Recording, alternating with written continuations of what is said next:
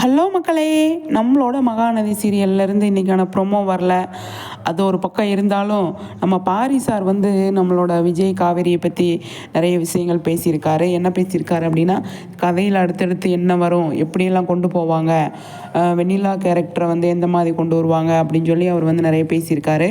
அவர் பேசி ஒரு வாரம் ஆச்சு. ஆனால் ஃப்ரீயாக இருக்கும்போது பேசலாம் அப்படின்ட்டு இன்றைக்கி தான் ப்ரொமோ வரலையே, அதனால் வந்து பேசலாம் அப்படின்னு சொல்லிட்டு எடுத்தேன். அதில் வந்து நிறைய விஷயங்கள் காவேரிக்கான சீன்ஸு, விஜய்க்கான சீன்ஸ்லாம் வந்து எந்த மாதிரி கொண்டு போவாங்க, காவேரி விஜய் பிரித்து எடுத்துருவாங்களா, வெண்ணிலாவை கொண்டு வந்ததுனால அப்படின்னா காவேரியும் விஜயும் பிரிகிறதுக்கு சான்ஸே கிடையாது அப்படின்னு சொல்லிட்டாரு. அதுக்கு நடுவில் ராகினியை வந்து உள்ளே போட்டாங்க.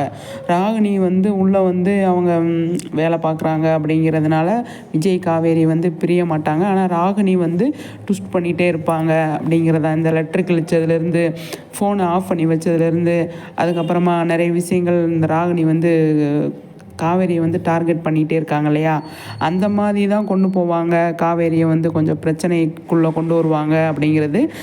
வெண்ணிலா வந்து காவேரிக்கும் விஜய்க்கும் வந்து டிஸ்டர்ப் பண்ண மாட்டாங்க அப்படின்னு அவர் வந்து தெளிவுபடுத்துகிற மாதிரி தான் சொல்லியிருக்காரு அப்படிங்கிறது.